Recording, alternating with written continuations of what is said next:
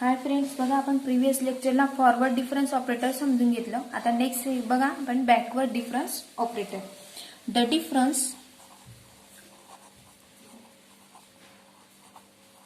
The difference in the backward direction same आहे बघा, फक्त आपल्याला बॅकवर्ड शब्द यूज करायचा आहे. Backward direction F of X आणि इकडे काय होता आपला प्लस होता F of X plus F of X minus.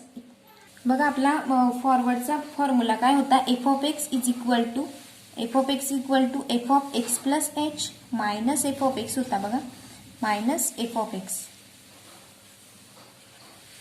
त्या पद्धतीने आपण अपोजिटली हा लक्षात ठेवायचा. म्हणजे त्याचा फॉर्म्युला काय म्हणतो, difference in the backward direction F of X minus. बघा हा एफ ऑफ एक्स आपण पुढे घेतलेला आहे, एफ ऑफ एक्स मायनस आणि पुढे मधलं पण F of X plus H होता, तर इथं काय मग F of X minus H. या पद्धतीने तुम्ही फॉरवर्ड बॅकवर्ड लक्षात ठेवायचं आहे. Is non as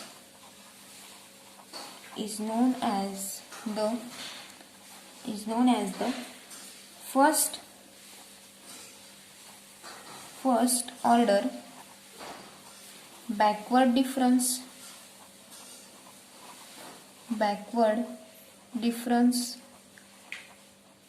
of the function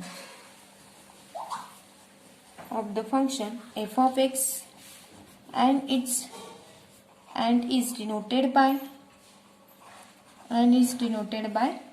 बघा डेल्टा, याला काय म्हणतात, उलटा डेल्टा आहे बघा, हा डेल्टा एक्स. बघा याला आपण डिनोट कसं करू शकतो, डेल एफ ऑफ एक्स. आपण त्याला डेल्टा म्हणायचो, डेल्टा आपण असं दाखवला होता, हा काय मग डेल एफ ऑफ एक्स. बघा डेल्टा फॉरवर्डला आपण असं यूज केला आणि बॅकवर्डला del F of X. Next that is म्हणजे त्याचा फॉर्म्युला कसं तयार होईल, मग del F of X is equal to F of X minus H. We define, मग आता आपल्याला हायर ऑर्डर दाखवायची. बघा we define the higher order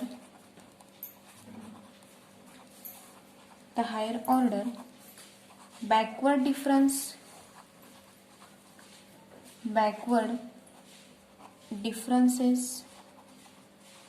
as follows. बघा बॅकवर्ड डिफरन्स म्हणजे del square F of X is equal to del into, same तुम्ही forward सारखंच use करायचं आहे, फक्त त्याचं साइन चेंज आहे. बघा del into del of F of X bracket complete is equal to del into bracket of F of X minus F of, तो formula use करायचा F of X minus H bracket complete is equal to काय मिळेल, मग del into F of X आपण separate करून घेतलं, दोघांना डेलने मल्टिप्लाय करून घेतलं, del F of X minus del into F of X minus H.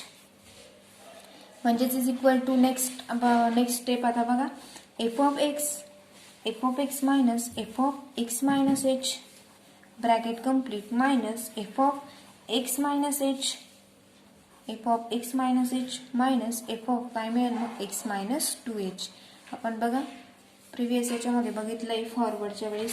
म्हणजेच इज इक्वल टू आपल्याला मिळेल F of X minus 2 into F of X minus H, 2 into F of X minus H plus F of X minus 2h bracket complete.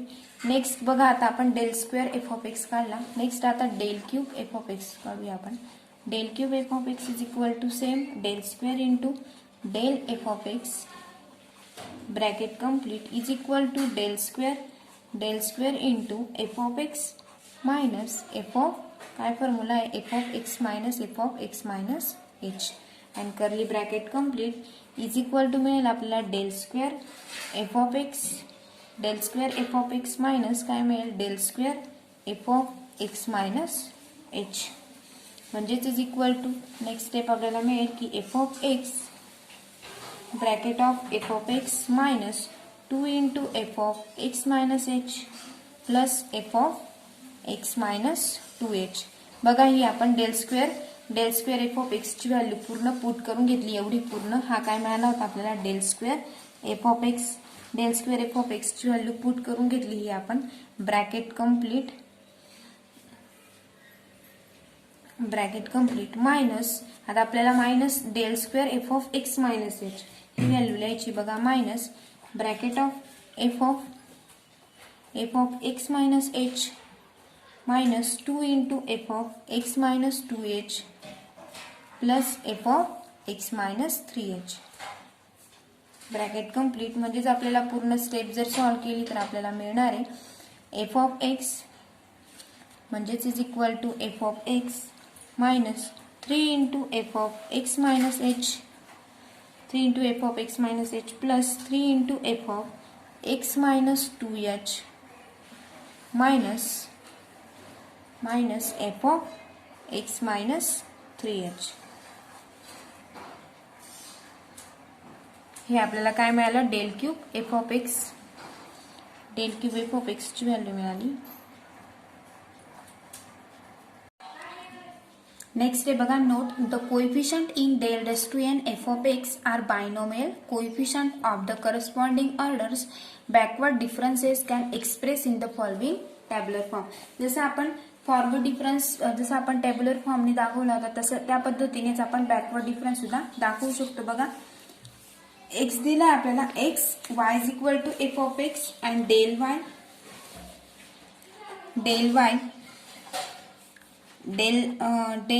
Del square Y, next del cube Y and del raise to 4y and del raise to 5y. या पद्धतीने आपल्याला इतके table लागणार आहेत. बघा x ची value लिहूया आपण x0, x1, x2, x3, x4 and x5 पर्यंत ते लिहून घेतलं आपण x5 पर्यंत. नेक्स्ट आता y is equal to F of X म्हणजेच y0, y1, y2, y3, y4 and y5. Next same जसं आपण फॉरवर्ड डिफरन्सला बघितलं होतं, y0 म्हणजे y0 याची डेल वाय ची व्हॅल्यू कशी काढतो आपण, y1 मायनस y0 हे लक्षात ठेवायचं ब्रॅकेटमध्ये. सेम त्या पद्धतीनेच डेल y2 कसं काढू, y2 मायनस y1 अशा पद्धतीने. म्हणजेच ही पहिल्या ब्रॅकेटमध्ये काय येईल आपल्याला del y1, next del y2, del y2, del y3, del y3, del y4 and del y5. या पद्धतीने आपण बघा डेल y5 कसा काढला आपण, y5 मायनस y4. या पद्धतीने तुम्ही ब्रॅकेटमध्ये जसं लिहून घेऊ शकता तुम्हाला समजण्यासाठी. नेक्स्ट बघा याच्या पद्धतीने del y2 minus del y1, del square y कसा काढायचा आपल्याला, del y2 minus del y1 म्हणजेच काय मिळेल आपल्याला, del square y2, next del cube y3, del square y4 and del raise to 4y5. या पद्धतीने. नेक्स्ट बघा डेल रेज टू 3y काढायचा आपल्याला, डेल क्यूब y म्हणजे या दोघांचा डिफरन्स बघायचा आपल्याला. बघा म्हणजेच आपल्याला काय मिळेल, तो del cube y3, next del cube y4 and del cube y5. या पद्धतीने.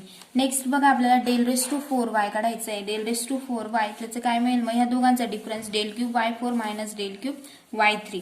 म्हणजे याच्या व्हॅल्यू तुम्हाला जसं टेबलमध्ये दिलेले असतील त्या पद्धतीने डेल रेज टू 4y4 मिळेल and del raise to 4y5. Next बघा यांचं दोघांचा डिफरन्स म्हणजेच आपल्याला मिळणार आहे डेल रेज टू 5y5. या पद्धतीने. बघा आपण याच्यामध्ये फॉरवर्ड डिफरन्स मध्ये काय मिळाला होता, आता आपल्याला ह्या व्हॅल्यू y0 च्या मिळाल्या होत्या.